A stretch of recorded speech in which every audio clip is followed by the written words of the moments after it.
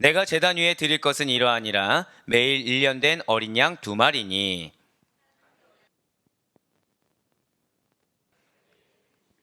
한 어린 양에 고운 밀가루 10분의 1 에바와 찌은 기름 4분의 1 흰을 더하고 또 전제로 포도주 4분의 1 흰을 더할지며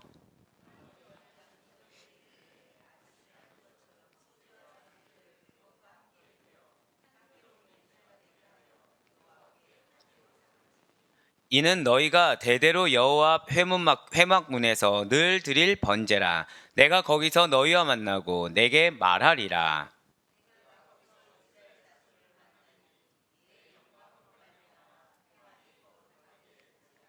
내가 그 회막과 제단을 거룩하게 하며 아론과 그의 아들들도 거룩하게 하여 내게 제사장 직분을 행하게 하며.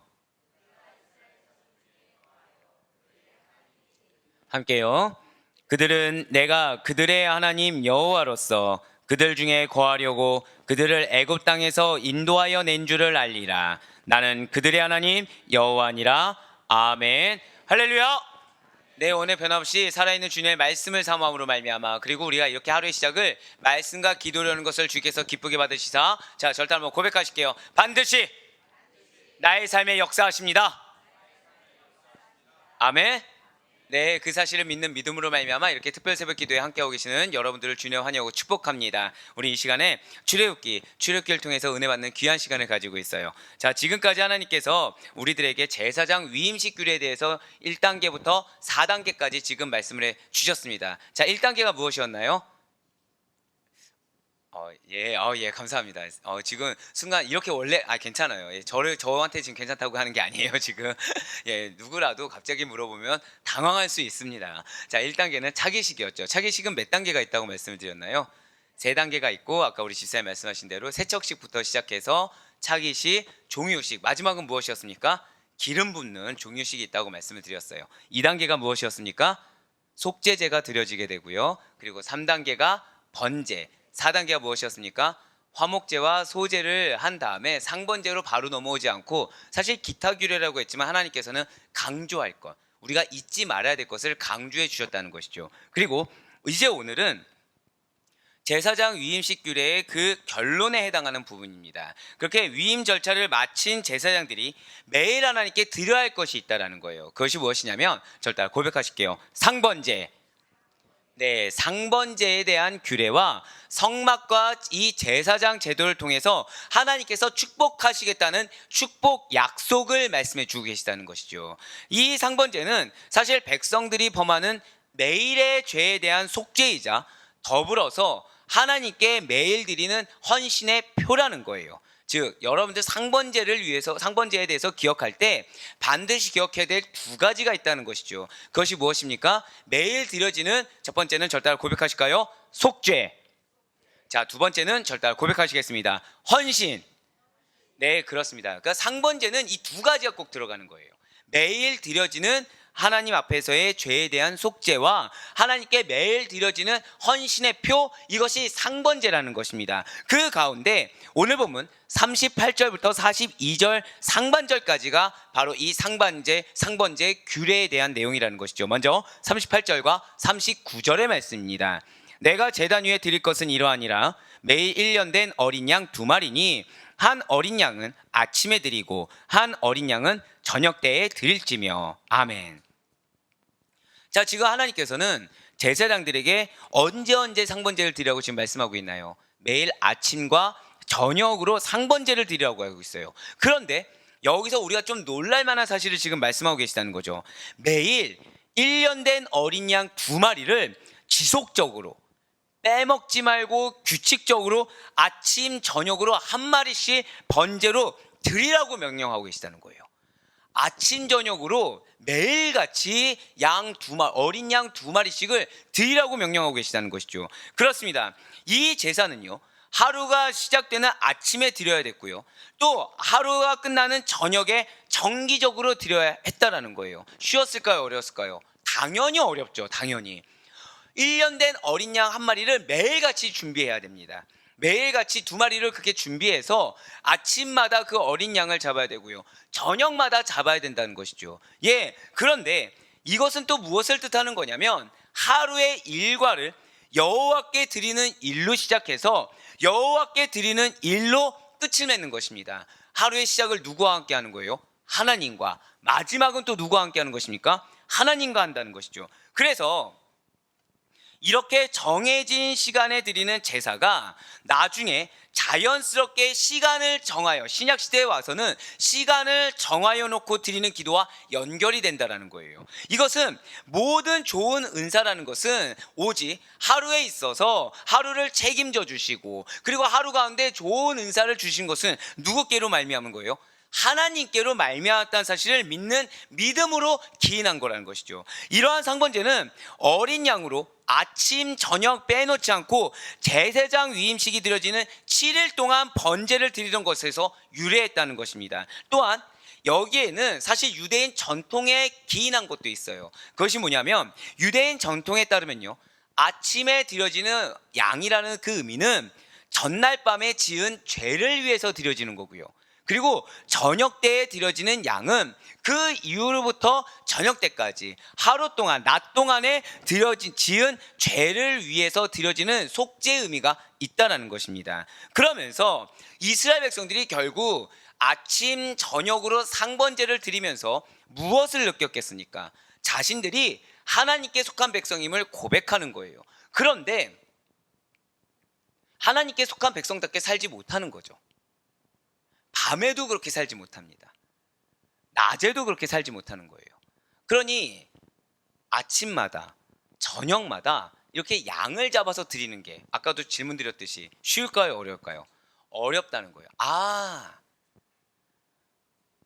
하나님께 속한 백성대로 살지 못해서 지은 죄를 씻는 것이 이렇게 어려운 일이구나. 이것이 이렇게까지 하지 않으면 안 될 정도로 이 죄가 하나님이 싫어하시는구나. 결국 죄의 속성에 대해서 깨닫게 되고 자신의 정체성에 대해서 깨닫게 되며 그것을 인정하고 고백하면서 매일의 죄에 대한 속죄함과 더불어 몸과 마음을 바쳐서 하나님께만 내가 헌신하겠습니다, 하나님께만 나를 드리겠습니다, 봉사하겠다라는 결단을 했다라는 거예요. 자, 저 따라 고백하실까요? 속죄와 결단.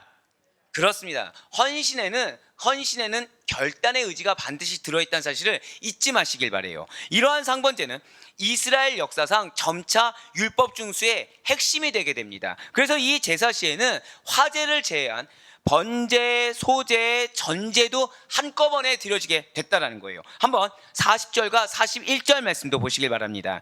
한 어린 양에 고운 밀가루 10분의 1 에바와 찌은 기름 4분의 1 흰을 더하고 또 전제로 포도주 4분의 1 흰을 더할지며, 한 어린 양은 저녁 때에 드리되 아침에 한 것처럼 소제와 전제를 그것과 함께 드려 향기로운 냄새가 되게 하여 여호와께 화제로 삼을지니. 아멘. 자, 지금 하나님께서는 제사장들이 상번제를 드릴 때 고운 밀가루 10분의 1 에바와 찌은 기름 4분의 1 흰을 소제로 드리고요, 그리고 포도주를 전제로 함께 드리라고 말씀하셨다는 거예요. 자, 40절을 그런데 보시면 아무래도 우리가 익숙하지 않은 단어들이 보이실 것입니다. 그것은 바로 고대 근동 지역에서 사용되어졌던 에바와 흰이라는 거예요. 자, 에바는 지금 생각해 두시면 좋을 것 같습니다.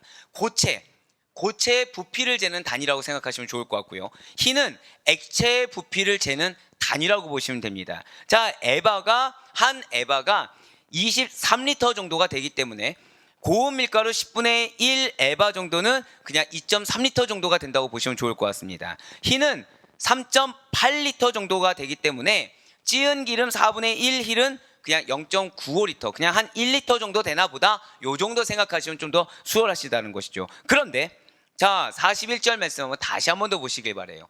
41절 말씀 다시 한번 보시면 지금 소제와 전제를 함께 드리라고 명령하셨습니다. 자, 그런데 어떤 것은 소제로 드리고 또 어떤 것은 전제로 드리라고 나와 있나요? 자, 반드시 고운 밀가루 10분의 1 에바와 찌은 기름 4분의 1 흰을 더한 소제를 드려야 된다고 말씀하셨고요, 포도주 4분의 1 흰을 더한 전제를 함께 드리라고 말씀드렸다는 거죠. 자, 방금 말씀드린 전제, 어제 요제라든지 거제라든지 이런 건 말씀드렸지만 지금 전제는 무엇이냐면 그 술을 제물 위에 뿌리는 그런 제사의 한 방법입니다. 그래서 이 전제가 상징하는 것은 뭐냐면 하나님을 섬기는 자들의 헌신적인 봉사를 상징한다는 거예요. 그러니 이 상번제와 제일 적합한 제사 방법 중에 하나가 전제가 될 수밖에 없겠죠. 왜요?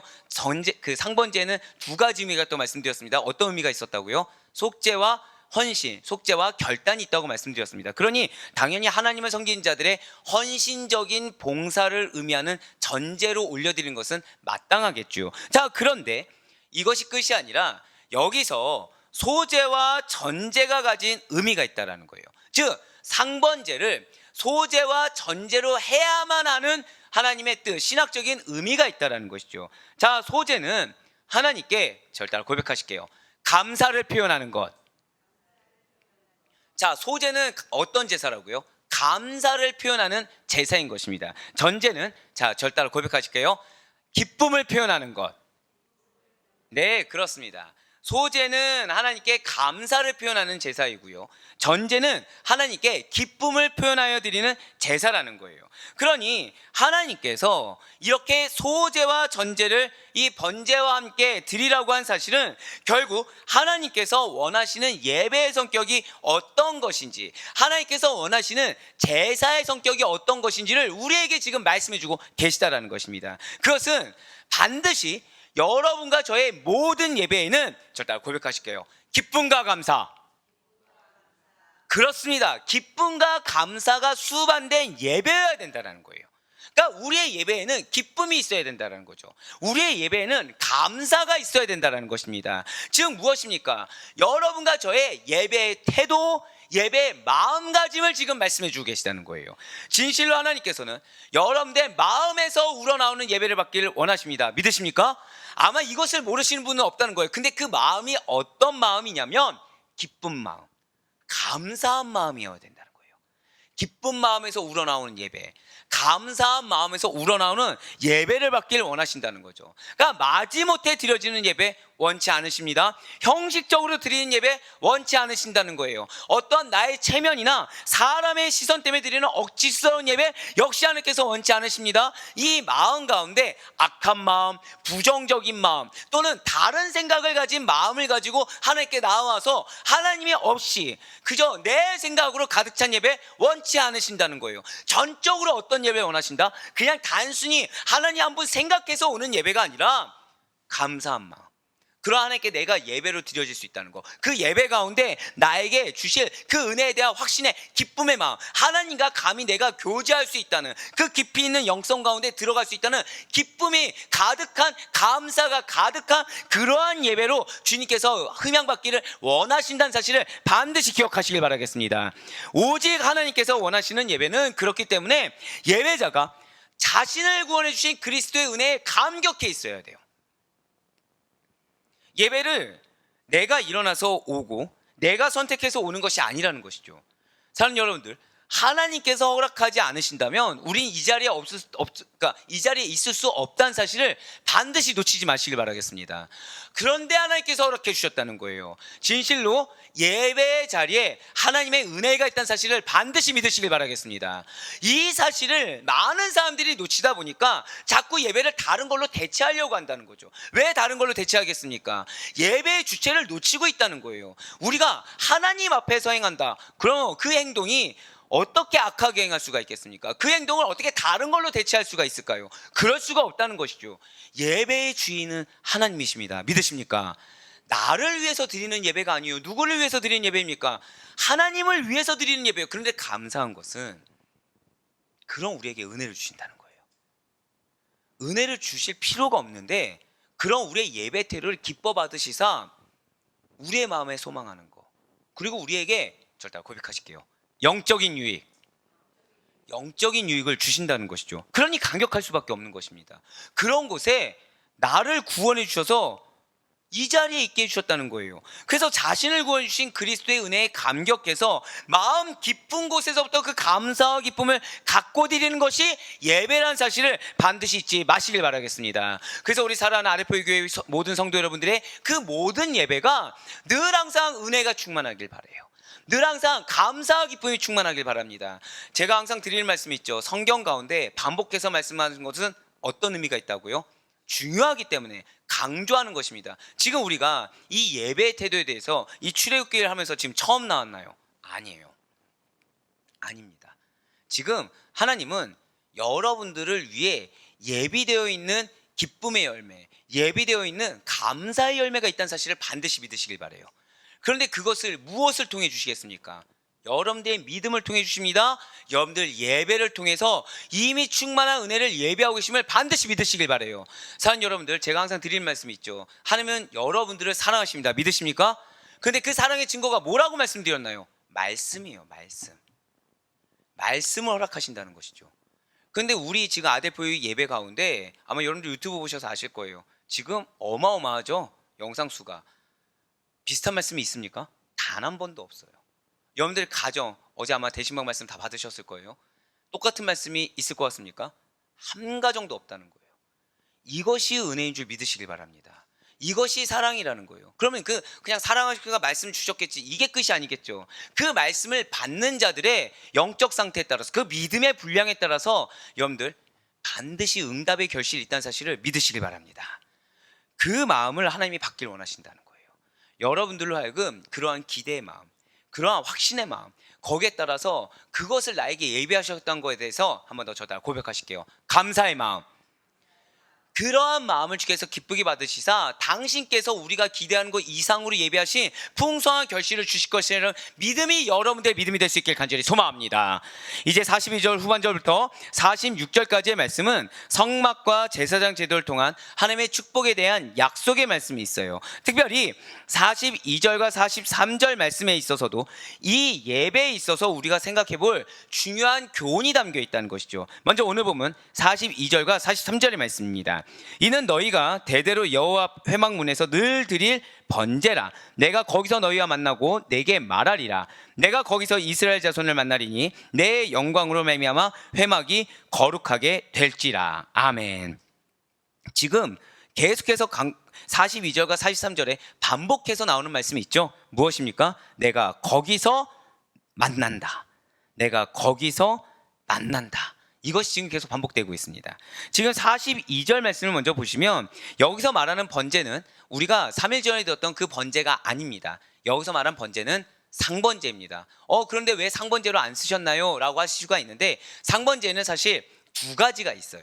그것은 무엇이냐면 때를 따라 드려지는 특별번제라는 것이 있습니다. 그리고 두 번째는 항상 아침 저녁으로 드려지는 상번제가 있다는 것이죠. 그것을 두 가지를 통칭해서 때로는 번제라고 이렇게 일컫기도 한다는 거예요. 그런데 여기서는 무엇을 의미하겠습니까? 상번제를 의미하고 있다는 것이죠. 특별히 하나님께서는 어디에서 그들을 거룩하게 해주시겠다고 지금 약속하고 계시나요?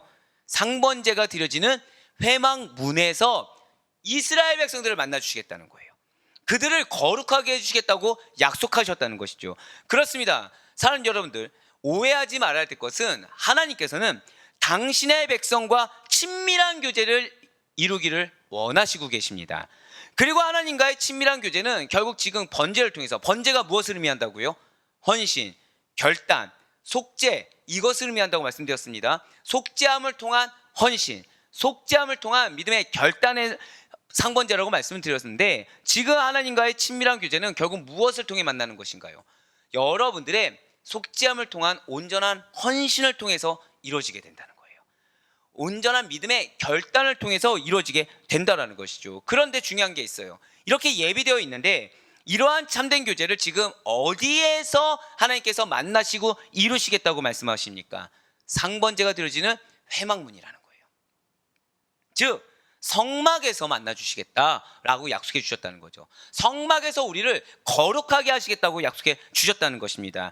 물론 하나님께서는 무소부재하신 편재성의 하나님이 맞아요. 즉 어느 곳에서나 하나님의 임재하심을 경험할 수가 있습니다. 믿으십니까? 하지만 지금 하나님께서는 회막이라는 구체적인 장소를 통해서, 자, 저를 따라 고백하실게요. 구체적인 장소, 이것이 정말 중요합니다. 회막이라는 구체적인 장소를 통해서 당신의 백성들과 보다 직접적인 친밀한 임재함, 친밀한 교제를 나누기를 원하신다는 거예요. 바로 이것입니다. 하나님께서 교회를 허락하신 이유가 있다라는 것이죠. 오늘날 참된 예배가 드려지는 교회 안에서만이 이렇게 하나님과의 보다 직접적이고 친밀한 교제가 가능하다라는 사실을 잊지 마시길 바라겠습니다. 여러분들, 교회 밖에는 구원이 없다는 거예요. 교회 안에 구원이 있는 것입니다. 우리는 구원의 방주인 교회에서 예배 드릴 때 그래서 온 마음과 정성을 다해서 신령과 진정으로 예배 드리며 나아가야 된다는 거예요. 왜이겠습니까? 하나님께서 원하시기 때문이라는 거죠. 하나님께서는 당신이 사랑하는 자녀들이 하나님 당신과 완벽한 교제를 나누고 온전한 구원을 이루기 위해서 교회를 허락해 주셨다는 거예요. 그러니 우리가 무엇에 집중해야 되겠습니까? 그러나 하나님께 집중하는 곳이 교회라는 사실을 잊지 마시길 바라요.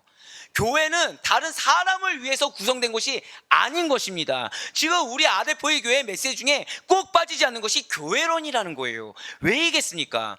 사랑하는 우리 아데포의 교회 성도님들, 우리 교회만큼은 어떠한 연약한 교회들과 달리 하나님 중심의 교회 믿으십니까? 말씀 중심의 교회 믿으십니까? 저를 따라 고백하실게요. 성도 중심의 교회. 이 사실, 이 믿음의 본질을 놓치지 않을 수 있는 여러분과 제가 되길 간절히 소망합니다.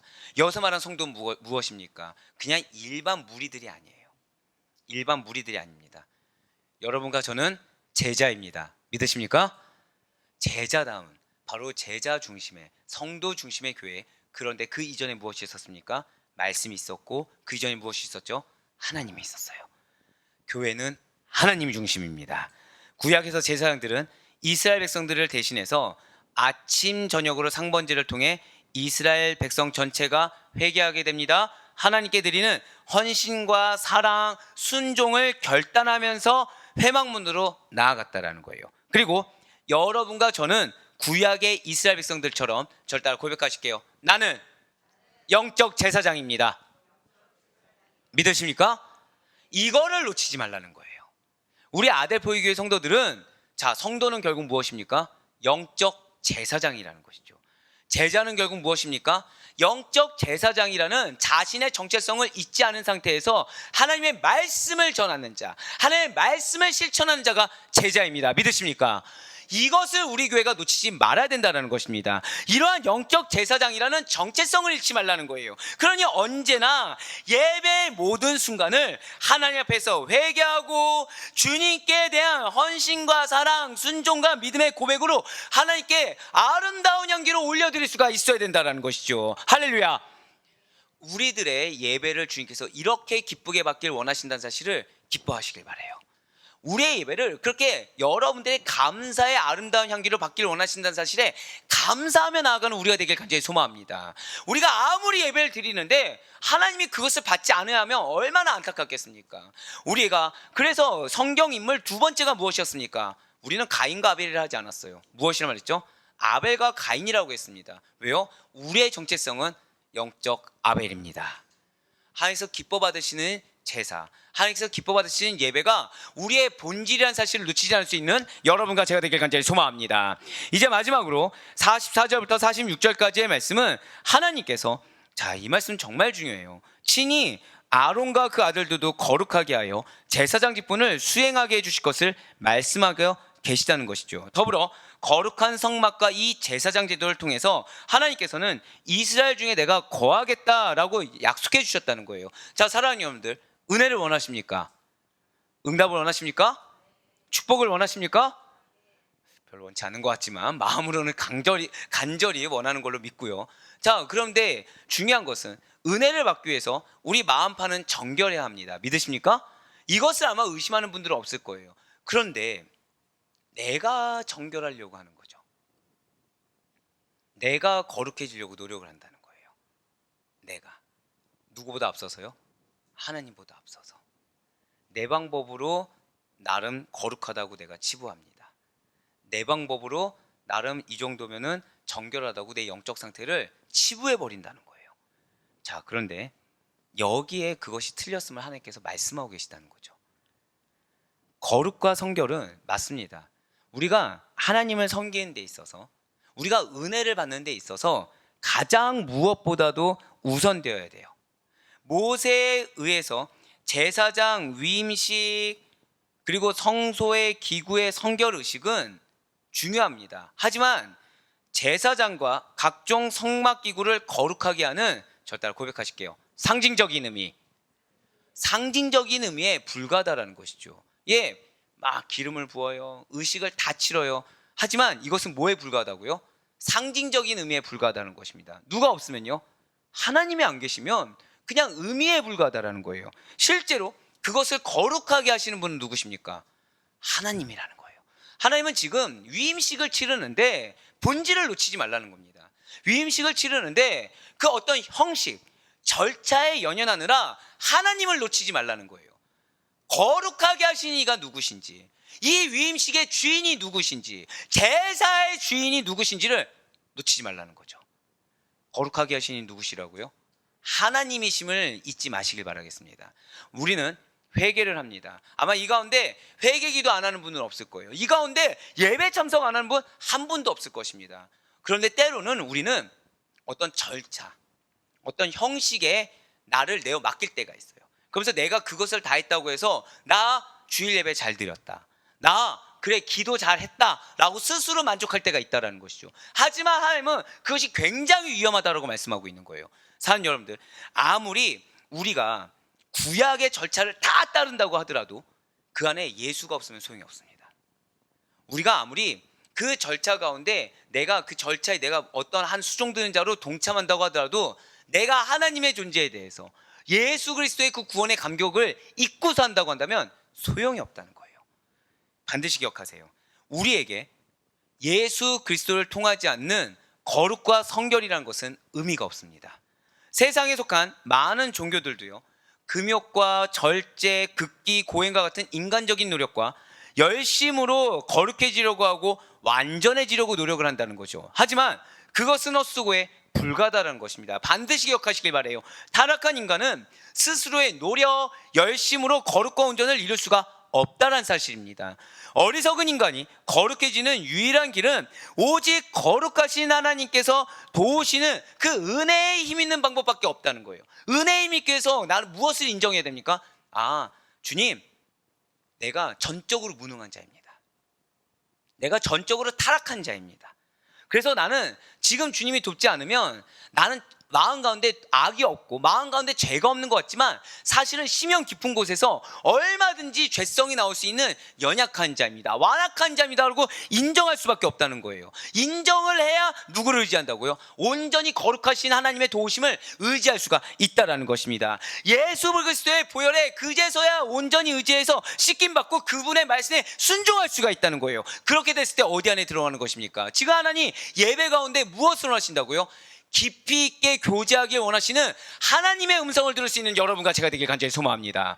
친밀하게 교제해서 하나님의 뜻을 여러분들이 온전히 마음에 새기고 그 가운데 하나님께서 예비하신 축복된 길로만 걷기를 원하시는 하나님의 음성을 들을 수 있는 여러분과 제가 되길 간절히 소망합니다. 예, 맞아요. 어제 새벽, 오늘 새벽이죠. 유례 없이 하나님 임재해 주시는 거예요. 지금 새벽기도 같습니까? 제 목소리가? 저도 지금 놀래고 있어요. 저 아까 오면서 말씀드렸지만 1시 반까지 목이 쉬어 있었습니다. 그런데 갑자기 기름 부어 주시는 거예요. 갑자기 말씀을 막 미친 듯이 주는 거죠. 갑자기 충만하게 해주시는 거예요. 새벽 기도냐 아니냐가 중요하지 않다는 거예요. 이 예배 가운데 여러분들에게 예배하신 하나님의 충만한 은혜가 있음을 반드시 믿으시길 바라요. 앞에 있는 목회자가 뭐 이렇게 얘기하면 좀 틀릴 수가 있지만 텐션이 업돼서, 정확히는 성령 충만해서 어떻게 이렇게 강하게 전파할 수 있을까, 강하게 설교할 수 있을까를 한번 생각해 보시길 바라요. 왜 이렇게 할까요? 보이는 거죠. 여러분들에게 예비된 은혜가 보이는 거죠. 그런데 갈등도 보이는 거죠. 갈등도 보이고 다른 생각도 보이는 거죠. 그러니까 그걸 제거해야 되는 거예요. 저는 그걸 제거하고 뭘 믿게 해야 돼요? 나에게 지금 이 예배를 통해서 은혜가 예비되어 있구나. 이 예배를 통해서 아까 제가 앞에 뭐라 말씀드렸어요? 응답의 비밀이 있구나. 이 예배를 통해서 이전과는 다른 예배의 기쁨과 감사의 결실들이 있구나. 이 사실을 정말 믿으시길 바라요. 그래서 오늘 이 새벽기도 이후의 예배가 여러분들의 달라지길 간절히 소망합니다. 물론 이전에도 여러분들만큼 집중력이 있고 여러분들만큼 순적하며 충성된 분 찾기가 쉽지가 않을 것입니다. 그런데 그거보다 더한 은혜가 있다고 생각해 보시길 바라요. 그리고 여러분들이 지금까지 드렸던 예배 태도보다 더 하나님 보시기에 기뻐 받으시는 그러한 태도가 예비되어 있다고 한번 생각해 보시길 바랍니다. 할렐루야. 얼마나 감사할까요? 지금 얼마나 감사합니까? 내가 예배를 드리는데 나를 향해 계획된 것이 아무것도 없다고 생각해 보세요. 얼마나 비참할까요? 얼마나 불쌍합니까? 그런데 우리는 그렇지 않다라는 거예요.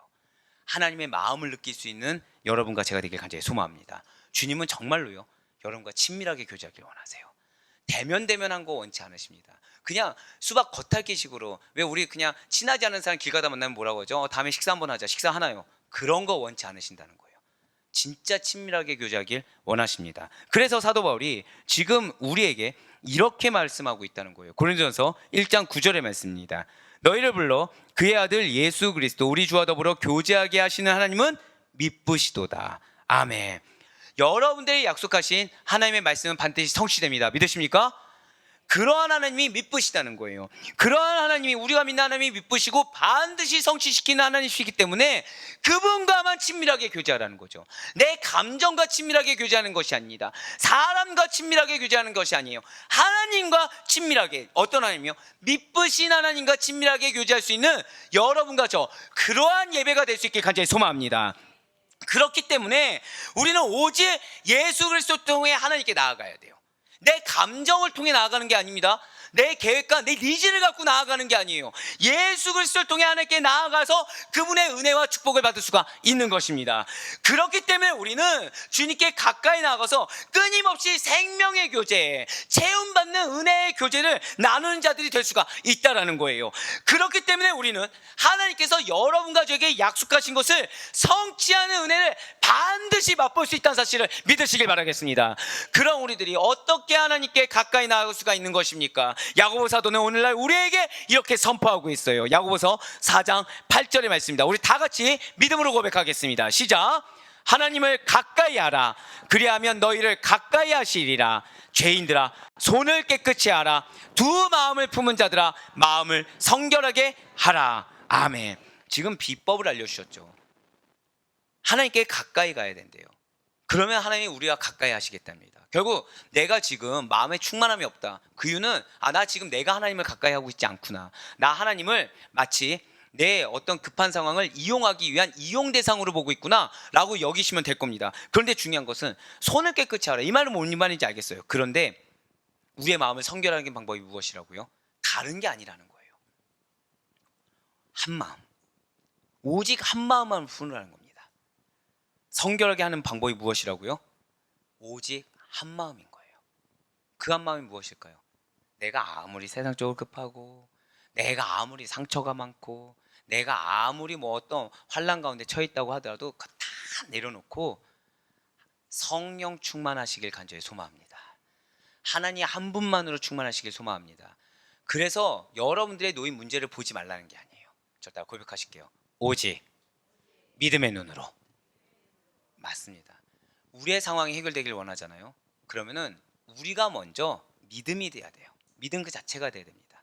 우리가 먼저 한 마음으로 성령 충만해서 믿음의 눈으로 그 영혼을 바라보고 믿음의 눈으로 환경을 바라볼 수가 있어야 된다는 것이죠. 할렐루야.